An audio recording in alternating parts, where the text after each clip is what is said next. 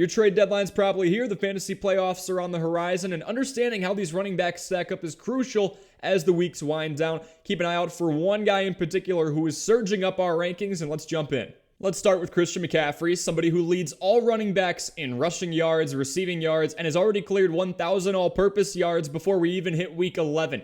Not to mention, CMC already has 13 total touchdowns on the year across just 9 games.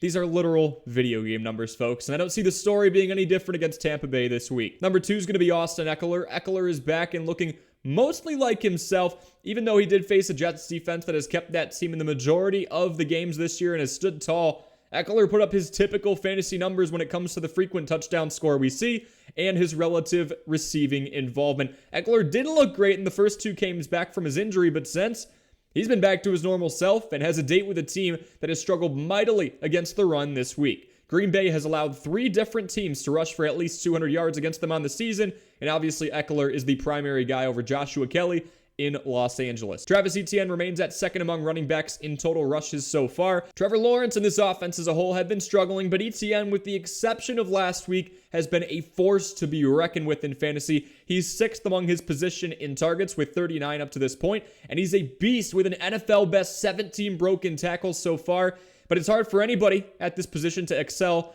when your team loses 34-3, which is exactly what happened to Jacksonville last week against San Fran. Jacksonville is back at home and operating as a 7-point favorite according to Vegas against their division foes in the Titans this week, so a more favorable game script should be in order against that younger offensive front. Josh Jacobs is up next, and volume is a category Josh Jacobs has everybody beat in right now. He not only leads all running backs by at least 26 carries with 186 in total so far, but Jacobs had 29 touches in an ugly 16-12 victory last week against the Jets. His 5 touchdowns on the ground and 45 targets, a stat that has him at 3rd in the league among running backs, have helped with confidence in his performance going forward in the fantasy market. We've seen some peaks and valleys with Jacobs' fantasy performances, but he has been a more consistent contributor as of late. The man has only fallen below 10 fantasy points on 2 occasions since way back in week 4. The Raiders need to keep this game against the Dolphins somewhat competitive, otherwise a blowout could easily phase Jacobs out of the game plan. Breece Hall's up next. He's got a date with one of the easier run defenses in the league in week 11. His opposition in the Buffalo Bills is a team that's struggling on many fronts, and run defense is absolutely no exception. The Bills are allowing 4.6 yards per attempt, and while the Jets are 5th in the league in throw frequency, meaning they don't focus on the run a whole lot, Hall has still managed to see 15 or more touches in each of the last 4 games.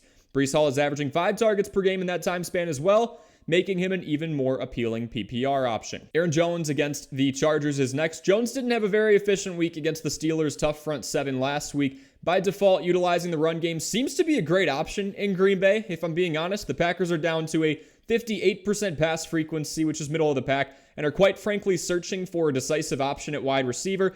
One week it's Romeo Doubs at wide receiver 1 week it's Jaden Reed. It was supposed to be Christian Watson, but that hasn't been true so far. But Aaron Jones, being somebody who has historically garnered a few targets per game, should be a solid option for Jordan Love until this young receiving crew figures things out. Jones is the veteran on this team, essentially. Jones saw volume again last week with 17 touches, so phenomenal sign there. And he has seen at least 5 targets in all 4 games since returning from his injury. This week, he also faces a Chargers team, allowing the 4th most amount of fantasy points to running backs. Saquon Barkley's only true hindrance has been the guys around him, the New York Giants. The Giants cannot move the ball by any means on offense. 2nd and 12 and 3rd and 14 are not exactly optimal downs for moving the ball, and unfortunately for Saquon Barkley owners, that has been happening a lot and has been keeping him away from the end zone. The offensive line hasn't been doing Barkley any favors either, as his 20 tackles for loss mark is the 3rd highest in the league among backs. But he has been seeing top-tier volume, I will say that. Barkley has had at least 20 touches on 4 occasions this season. There isn't much volume competition around Barkley with an unestablished receiving core, Darren Waller being out, and a rushing threat in Daniel Jones being sidelined as well, so that's some more good news. His opposition in the Commanders this week allowed 27.6 points per game, the 2nd highest rate in the league. So if there was ever a chance for this Giants offense to be in or around the end zone with Barkley, this is it. Joe Mixon is in 8th, and he was saved by a touchdown during an otherwise not so great day at the office last week. Now, that's a 3-game touchdown streak. That's a dangerous trend to fall in love with considering the volatility there. And on top of that, he is facing one of the toughest defenses in the league this week And the Ravens have looked like Super Bowl contenders as of late. If Cincy falls behind against a team they're projected to lose to by 3 according to Vegas, you know the drill. They won't run the ball as much. Kenneth Walker III continues to be the workhorse back in Seattle. There lies a little bit of concern for PPR owners, considering he still looks to be of the traditional mold of backs where there isn't a whole lot of receiving involvement. It's just ground and pound. Walker III is averaging just over 2 targets per game. The part that should make everybody feel good about him, though, is his involvement around the end zone. In just this last week, he had 4 red zone touches, looking more large scale at the full season. Walker has the most touches inside of the 5-yard line at 15 so far for a total of 5 touchdowns in those scenarios. DeAndre Swift is up next. He's playing against Kansas City this week. The Eagles run the ball more often than all but 3 NFL teams, and DeAndre Swift has been the main beneficiary of that. Swift is the RB12 overall in standard PPR formats as we head into week 11, and he has cleared 10 fantasy points in all but a pair of weeks thus far. At 4.5 yards per carry and the 5th most amount of broken tackles per game on top of being behind that top-tier offensive line, I see Swift being a long-term reliable option here. Jahmyr Gibbs up against Chicago is where we'll go next. Just when we thought Jahmyr Gibbs had this backfield all to himself after almost 3 months of stressing over his reps, David Montgomery rattles off a 75-yard rushing touchdown and keeps all of us honest. Gibbs is scary efficient. Sure, the 4 touchdowns he's scored in the last 3 weeks combined is fun, but this is a textbook example of someone who ticks off all the boxes. Availability. Jahmyr Gibbs is healthy. He's been out there and ready to be utilized. Opportunity. This comes in the form of snaps and overall reps. This was a huge problem at first, but now he's got 67 touches across the last 3 games. And productivity. The man is averaging 5.3 yards per carry across a not so small sample size anymore. He's averaging over 5 targets per game as well, and he's finally starting to find the end zone. So why is he at number 11 on this list and not higher? Well, Gibbs is facing a Bears team allowing a league-low 3.2 yards per carry. It's the one thing they've done really well this year, and I want to watch out for it. Devon Achane is back, and I am here for it. He's at number 12. We'll give a little blast to the past and remind you that this guy is knocking on the door of 40 rushes this season, and he's still averaging north of 10 yards per carry, which is surreal. His 7.1 yards before contact per attempt metric is absolutely bonkers. And despite their recent struggles, Miami is still a winning football team, and the matchup this week is tailor-made for a running back. They're the heaviest favorites in the league this week, with a 13.5-point advantage over the Raiders going into the matchup. My only gripe is the possibility of a snap count for Achane coming back. I'm more and more out on Derrick Henry as these fall-on-your-face performances like last week become more frequent. Not only is there a tough matchup for him this week against a Jaguars defense allowing just 3.8 yards per carry, but the snaps for Henry are dropping kind of rapidly. From weeks 4 through 8, Henry was in for 59%, 62%, 53%, and 65% of snaps, so all over half. Well, in the last pair of games, that value has dipped. It was 49% in week 9, and a season-low 43% of snaps that Derrick Henry was on the field in week 10.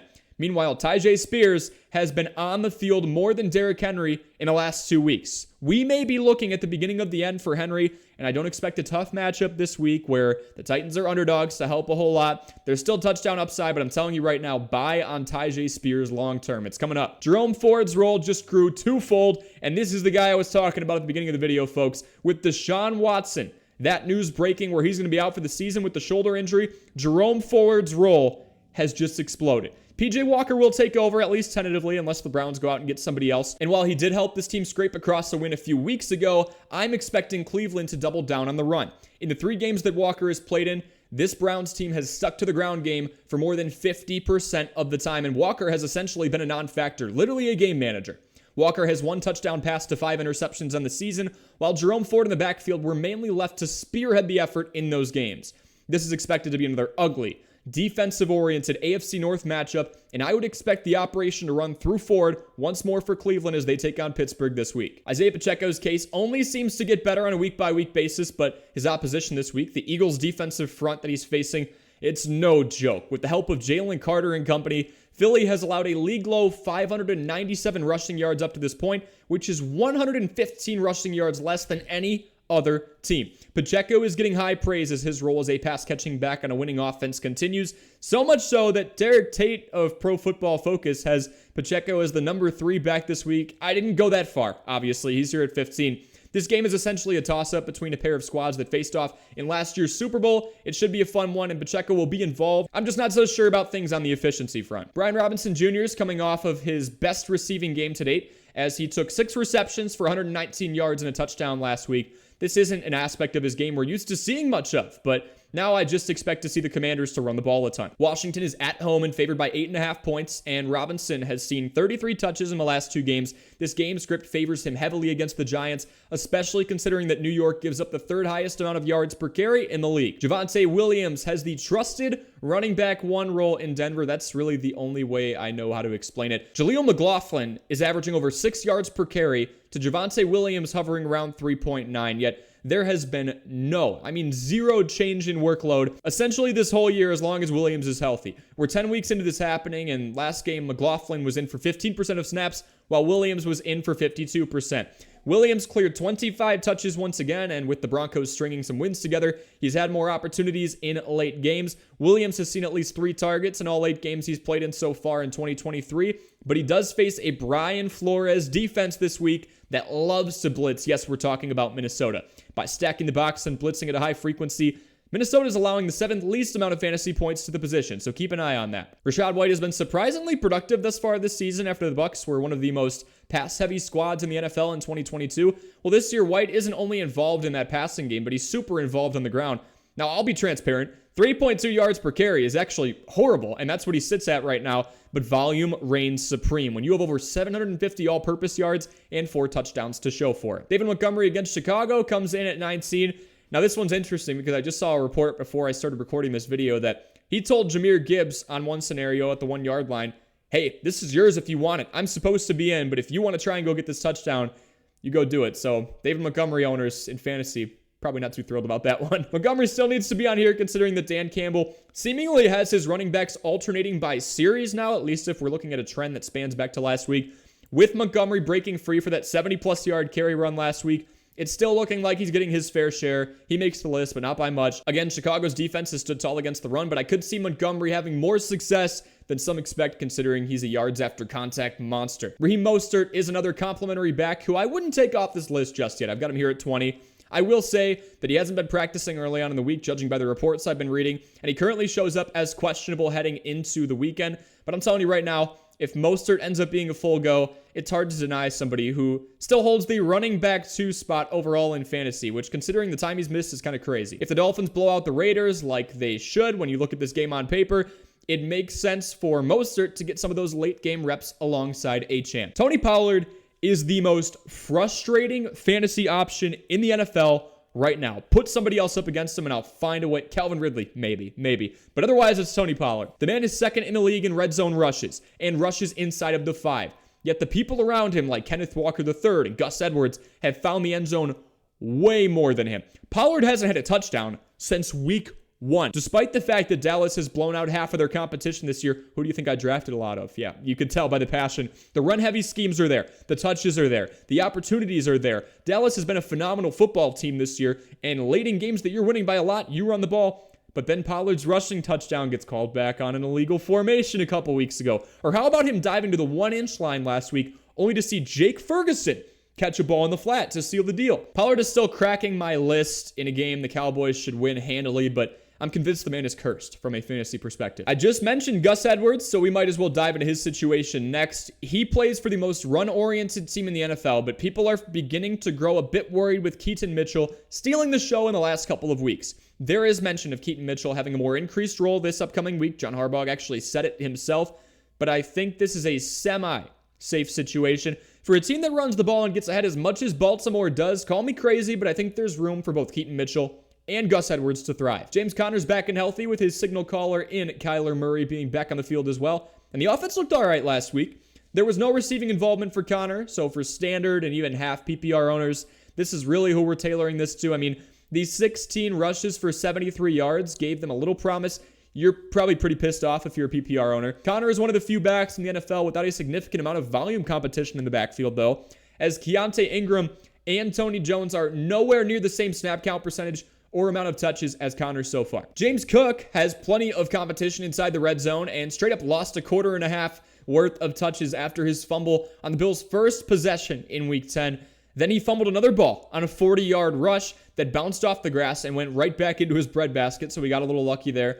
Overall, James Cook's very efficient, but he has the same situation with Pollard where He seems like he's allergic to the end zone at times. Against a tough defensive front in the Jets this week, I don't expect a glorious week from Cook. Ty Chandler goes from being the running back 3 on his team a week ago to being our running back 25 overall due to a couple of factors. Crazy world we live in, right? There's the obvious part of Cam Akers being sidelined for the season and Alexander Mattison getting a concussion, but we also have the weak competition he's facing off against this week. Chandler is running into the easiest matchup in the league in the Broncos as they allow the most amount of fantasy points to running backs. If you're a Dynasty fantasy football player, we released a Dynasty buys video last week. That's on the screen right now. Make sure you check that out. Ask any fantasy questions that you have in the comment section below. Like and subscribe if you appreciate the content we're grinding out here, and we will see you in the next video.